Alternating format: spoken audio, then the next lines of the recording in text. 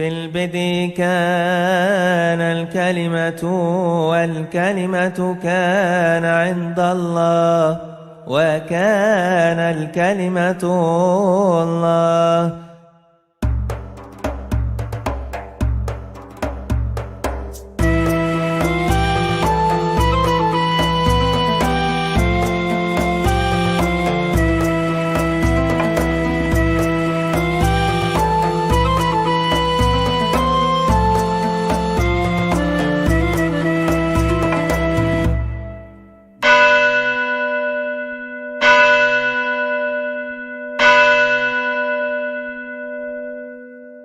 Tetapi kalau sekedar pengakuan iman kita, Tuhan kita itu siapa namanya? Yesus, ya setannya masih bisa bolak-balik, Trinitas diatur-atur sedikit, Trinitas dihujat-hujat sedikit. Karena apa?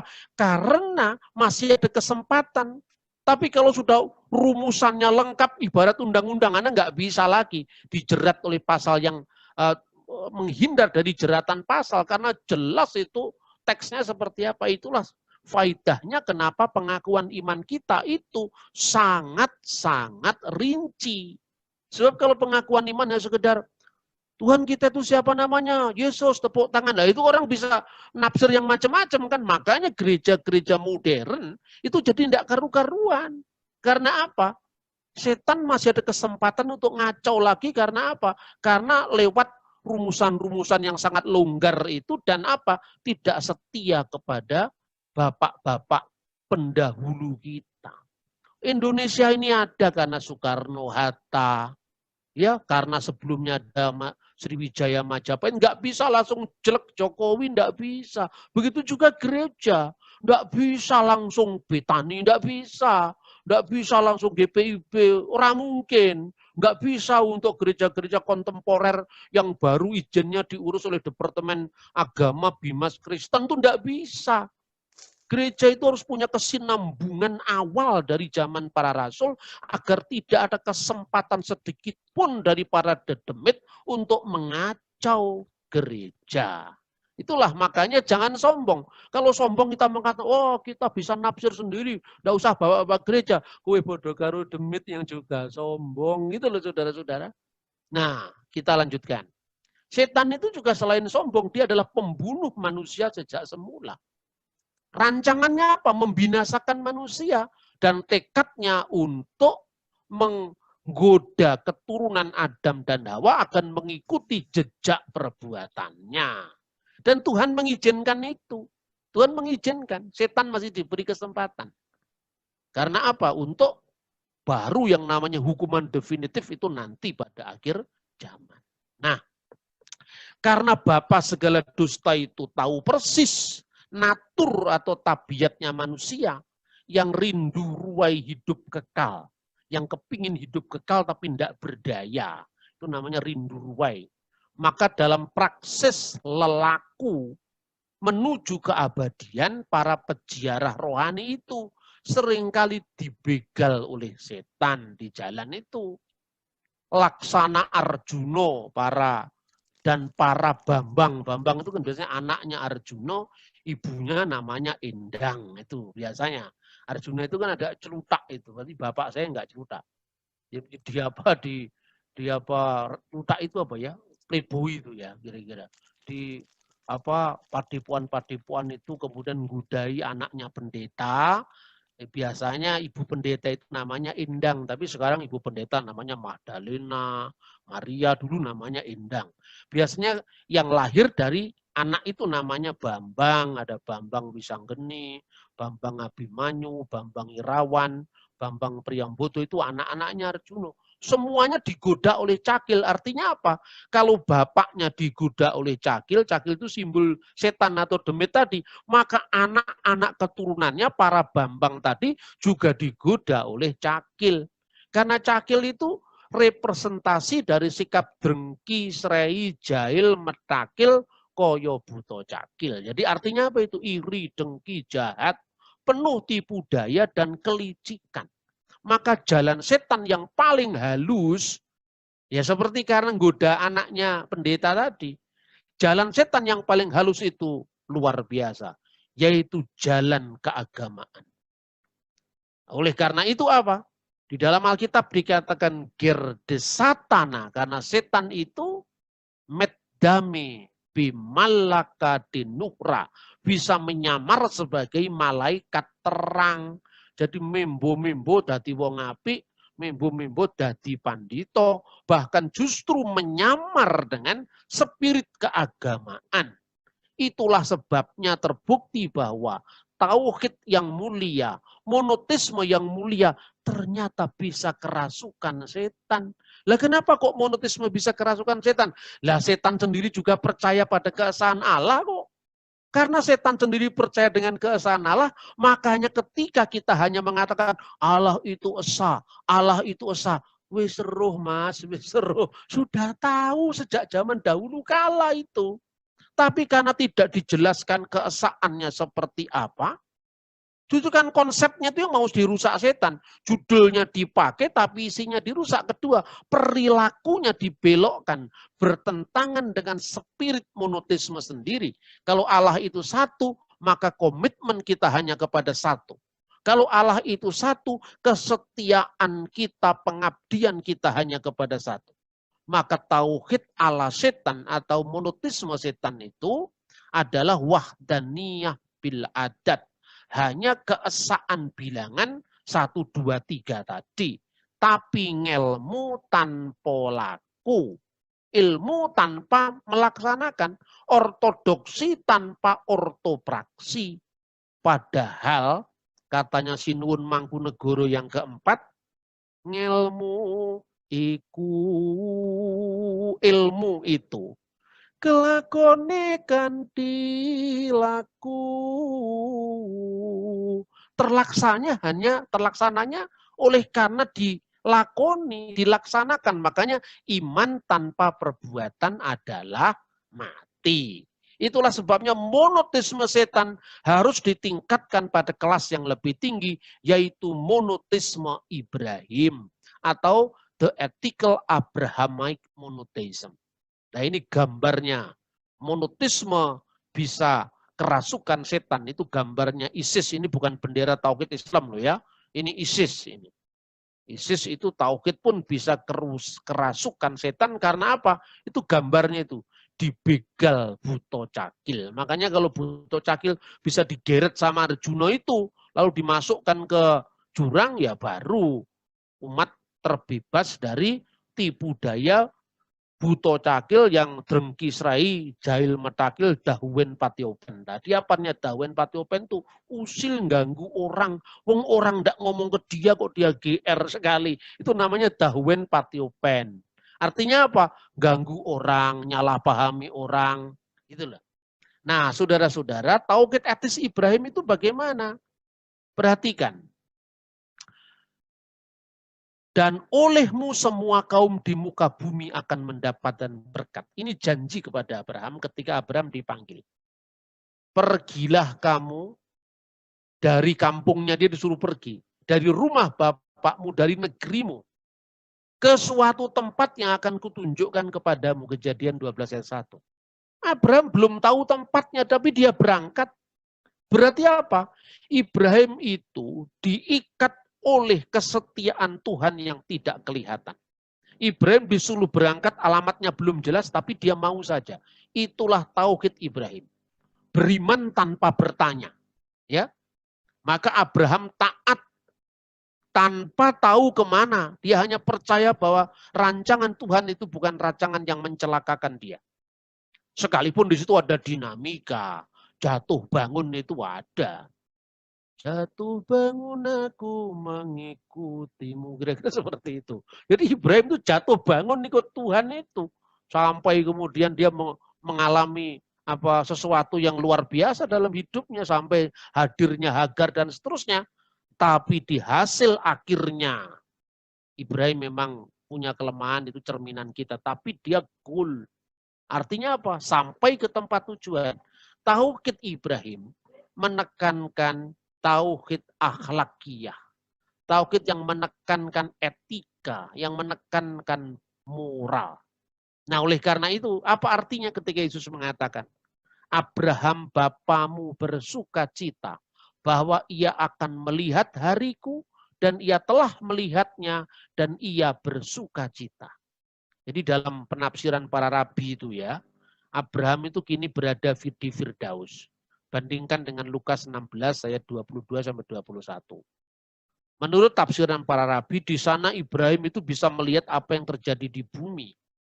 Dan ketika Kristus sudah datang menyatakan Abraham bersuka melihat harimu, saat itulah Abraham melihat Yom HaMasiyah, hari Sang Mesias, hari penggenapan di mana Tuhan berfirman, olehmu semua kaum di muka bumi akan mendapatkan berkat. Inilah yang disebut the Messianic blessing.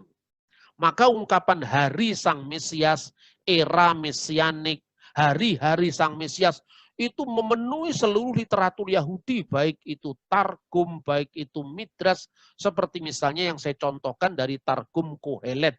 Kohelet itu kitab pengkhotbah, ini Targum Yonatan. Tidak ada yang mengingat generasi sebelumnya dan juga generasi yang akan datang. Tidak akan ada yang mengingat mereka di antara generasi yang akan ada di hari-hari Raja Mesias. Biyome Malka Mesiha dalam bahasa Arab. Maka ungkapan hariku itu menunjukkan apa? Yom HaMasiyah. Hari Sang Mesias yang dilihat Abraham dari Firdaus. Kejadian 24 ayat 1, ini juga saya mengutip tafsiran Rabi. Banyak sekali Rabi-Rabi yang bicara tentang itu. Adapun Abraham telah tua dan telah lanjut umurnya. Itu makna wajarnya. Tapi ada Rabi yang menafsirkan ungkapan Abraham Zaken Bayamim. Abraham telah memasuki hari-hari, itu artinya apa? Ditafsirkan oleh para Rabi, bahwa Ibrahim itu memasuki hari-hari yang akan datang. Jadi setelah dia di Firdaus, dia masih melihat bagaimana sejarah Israel. Dia mengikuti sejarah bangsanya sampai puncaknya kedatangan Yom HaMasiyah, yaitu hari Sang Mesias. Maka Abraham melihat dari Firdaus sejarah Israel yang akan datang, khususnya ketika Mesias itu sudah dilihatnya sendiri. Dan tatkala Yesus berkata, bahwa ia akan melihat hariku dan ia telah melihatnya. Janji dalam Kejadian pasal 12 ayat 3, olehmu semua kaum di muka bumi akan mendapatkan berkat, itu sudah digenapi. Jadi monoteisme yang kedua, monoteisme etis Abraham ini percaya tanpa bertanya, taat total kepada Tuhan, sikap aslam, ya, sikap taat, sikap sumarah kepada Tuhan. Itulah monoteisme Ibrahim.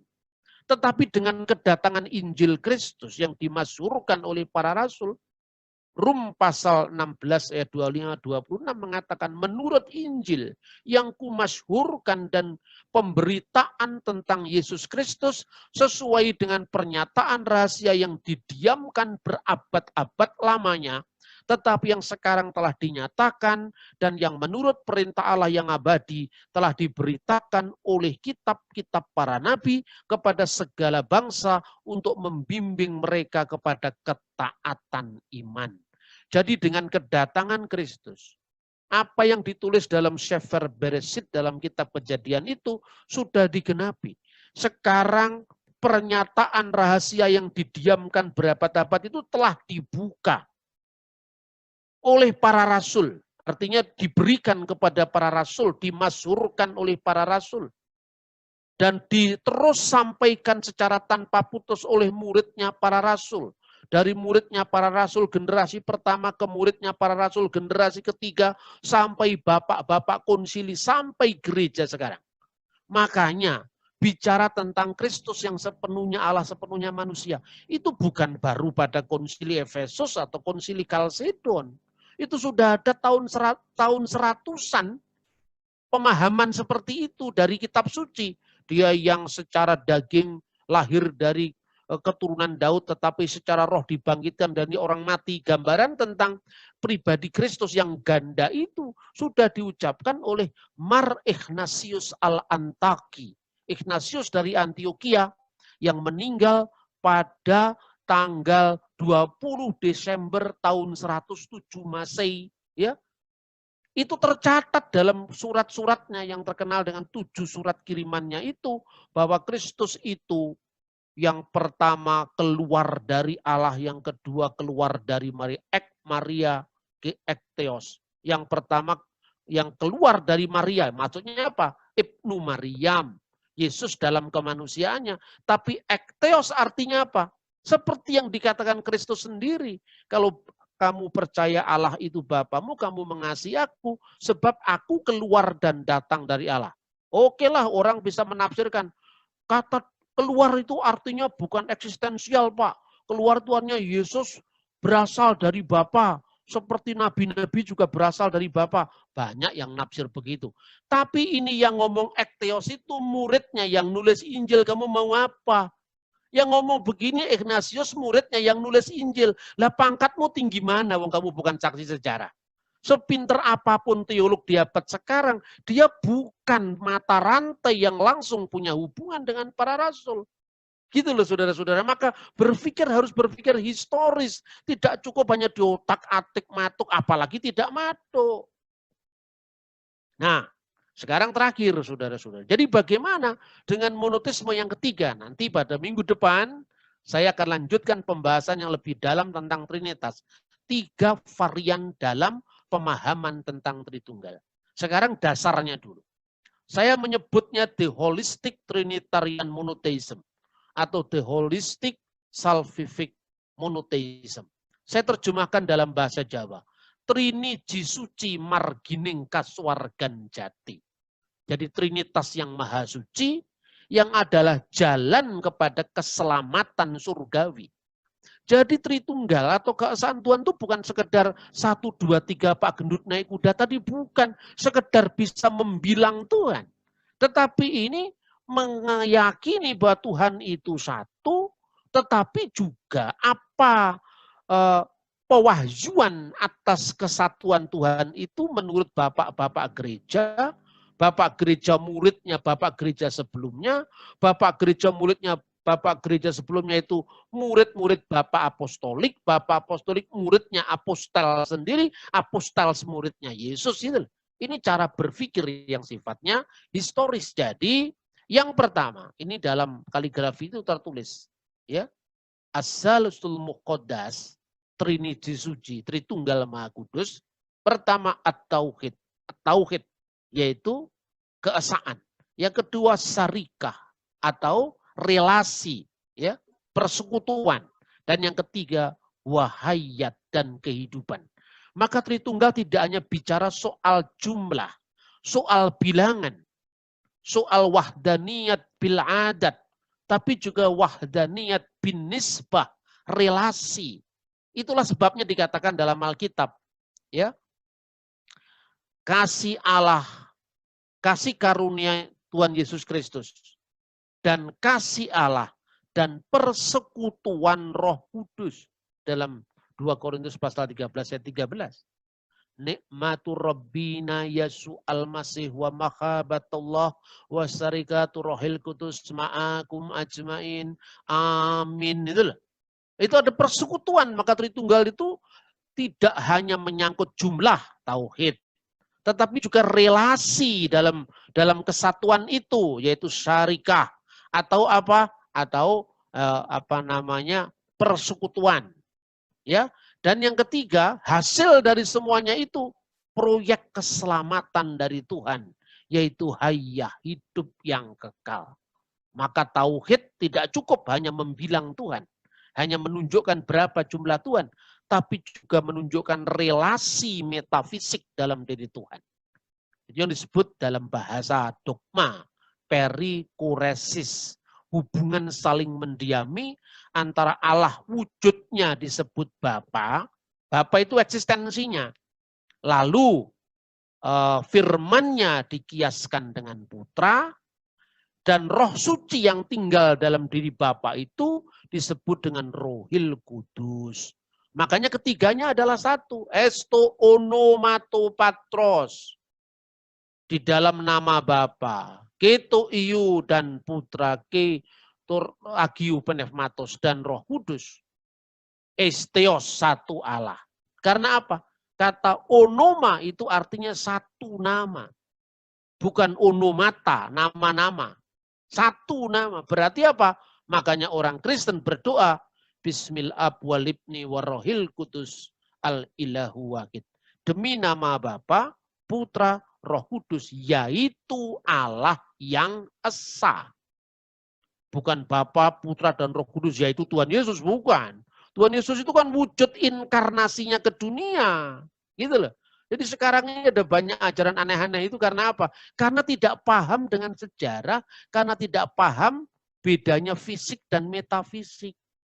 Makanya Tritunggal itu juga bicara tentang jumlah, relasi kekal dalam diri Allah, dan hidup kekal berkat nuzulnya kalimatullah al-mutajasad, firman Allah yang menjadi manusia. Maka kesimpulan saya, hati-hati. Ancaman berbelok dari jalan ketritunggalan Allah. Ini ada dua. Yang pertama adalah awam metafisika. Kenapa awam metafisika? Ya karena menyamakan Tuhan dengan satu batu tadi. Karena menyamakan Tuhan dengan bahasa kamus sehari-hari. Kalau dikatakan anak Allah, bidannya siapa? Lah itu awam metafisika. Kalau dikatakan Tuhan, firman-Nya sudah turun ke dunia, berarti di surga kosong, itu awam metafisika. Karena apa? Ini kan bukan fisik. Ini bukan benda yang terikat oleh ruang dan waktu. Tetapi Allah itu beyond time, di atas waktu, beyond space, di atas jarak. Maka Tuhan tidak pernah kehilangan dirinya ketika firman-Nya menjadi manusia. Ini yang disebut awam metafisika. Yang kedua, nalar ahistori. Nalar ahistoris itu apa? Karena ini firman Tuhan. Firman Tuhan itu mutlak loh Pak. Jadi percuma kita mikir, karena ini firman Tuhan, itu namanya ahistori. Sama dengan orang mengatakan misalnya, pokoknya Trinitas itu kafir. Nah kenapa? Karena sudah ada ayatnya. Itu ayatnya sopo itu. Kan ayatmu itu, bukan ayatnya orang Hindu. Bukan ayatnya orang Buddha. Bukan ayatnya orang Kristen. Ayatnya sudah ada Pak. Iya, ya wis seru aku ayatnya. Itu kan ayatmu. Bukan ayat saya. Laqad kafara alladziina qalu innallaha salisu salasya. Sungguh telah kafir orang yang mengatakan bahwa Allah itu adalah ketiga dari yang tiga. Sudah tahu saya. Tapi masalahnya, pertama, itu ayatmu nggak berlaku untuk saya. Kamu mau mengatakan saya 1000 kali kafir, enggak ngaruh. Enggak pengaruh, itu memang keyakinanmu kok. Tapi yang kedua, jangan ahistori. Cek and recheck dulu Kristen pernah ngomong gitu apa enggak, itu kan persoalannya. Enggak pernah ada Kristen itu mengatakan salisu salasa, itu enggak ada. Maka ketika kata salus itu sudah ada tauhid. Makanya ada al-ilahu wahid. Maka tidak ada salisu salasya. Ada misalnya salisul ahad, itu ada. Salusul ahad. Ketiga yang esa dan unik itu ada. Itu banyak tulisan-tulisan Kristen Arab seperti itu. Maka itu nalar ahistoris. Nah, nalar historis ini apa? Keyakinanmu tentang wahyu itu berlaku pada komunitasmu yang mempercayai wahyu yang sama. Tapi keluar rumah, mereka punya Weda. Keluar rumah punya Tipitaka. Keluar rumah ada orang punya Susi, 4 jalan, suci, Konfusius. Keluar rumah ada Tao Te Ching. Keluar rumah ada perjanjian baru, ada Taurat. Tidak berlaku apa yang kamu mau. Tapi kalau di rumahmu sendiri, ajak-ajak satu orang, ayo kita persekutuan, waktunya sudah sampai, mari kita puasa Prapaskah, waktunya sudah tiba, mari kita ke gereja, lonceng sudah berdentang, hayyalah sholat, mari kita sholat, panggilan adzan sudah memanggil-manggil. Itu berlaku dalam ranah privat kita, tidak bisa kita paksakan keluar, kan begitu kan. Nah yang kedua, agama itu kan selalu muncul dalam konteks. Ketika di Arab itu dikatakan kulhu Allahu ahad, Allahu somad, lam yalid walam yulad walam yakul lahu kufuwan ahad. Itu tidak ada hubungannya dengan iman Kristen yang kita yakini. Karena kita juga yakin Allah itu tidak beranak dan tidak diperanakkan seperti fisiknya manusia, fisiknya sapi, fisiknya kadal atau komodo. Bukan itu maksudnya. Maka dikatakan lahir dari Bapa sebelum segala abad itu artinya bukan kelahiran fisik. Karena Allah itu tidak beranak dan tidak diperanakkan secara fisik, tidak butuh pengandungan, tidak butuh kelahiran, tidak butuh bidan, tidak butuh rumah sakit, tidak butuh BPJS, karena ini memang bukan kelahiran fisik. Yang ungkapan yang penting tadi, sekaligus menyudahi presentasi saya, yaitu awam metafisika. Karena kita ini saudara-saudara, saya akan bicara tentang gereja Jawa. Karena gereja Jawa ini kiranya juga bisa menjadi contoh ya bagi misalnya gereja ortodok yang baru datang ke Indonesia. Kira-kira keluasan apa yang mencoba disampaikan untuk ranah lokal kita. Kelebihan apa yang disampaikan oleh gereja ortodok untuk konteks dialog lintas agama itu digali. Jangan dihadirkan apa adanya. Kalau dari apa adanya nggak laku, percaya sama saya. Ini perlu dikontekstualisasikan. Saya ingin memberikan contoh. Kontekstualisasi pernah tabrakan dengan misionaris. Karena apa? Mereka tidak mau tahu dengan budaya Indonesia. Dan itu yang terjadi pada kasus Kiai Tunggul Wulung. Tetapi Anda saya yakinkan bahwa Roh Kudus turun langsung untuk menggarap lahan masyarakat Jawa ini. Tatkala Kiai Tunggul Wulung naik ke Gunung Kelut untuk bertapa. Nah ini Tunggul Wulung ini orang non-Kristen, makanya nggak pernah KKR, ini belum ada gereja seperti itu waktu itu. Karena dia mencari petunjuk Tuhan, maneges keresaning yang agung, itu melalui budaya Jawa, Islam, dia naik ke Gunung Kelut. Di lerengnya Gunung Kelut ada seorang pertapa perempuan namanya Indang Sampurnawati. Di stop. Kamu tidak boleh naik ke atas, wahai Kiai. Kiai Tunggul Wulung. Kenapa? Ini wilayah saya. Anda boleh meneruskan naik ke atas apabila Anda bisa mengalahkan saya. Mengalahkan bukan perang fisik, tapi perang batin, perang spiritual. Lalu keduanya itu benar-benar perang secara ilmu, esoterisme. Satunya bertanya. Jadi dalam bentuk teka-teki. Wah kemiri tiba saiki nanging iso dipanen dek wingi. Ini misionaris gak ngerti yang begini. Karena apa? Karena sekedar ngomong jumlah mirip-mirip dengan yang tadi itu. 1, 2, 3 tadi. Ngomong jumlah, target. Akhirnya orang takut semua. Ya toh? Maka dikatakan, buah kemiri jatuhnya hari ini. Tapi bisa dipanen kemarin. Apa artinya? Sebelum saya jawab pertanyaanmu, jawab juga pertanyaan saya. Ratu adil rawuh mertamu. Tamu mbagiake sing ditamoni sebiting tanpa sangu. Nah, apa juga? Ratu adil datang untuk bertamu. Tamu menyilakan tuan rumahnya sebiting tanpa sangu. Apa? Anehnya, oleh karena bisikan dari Roh Suci, Roh Kudus, keduanya menjawab Ratu adil Isa Al-Masih, yaitu Yesus Kristus. Loh kok bisa? Diuraikan satu-satu. Metafisika ini.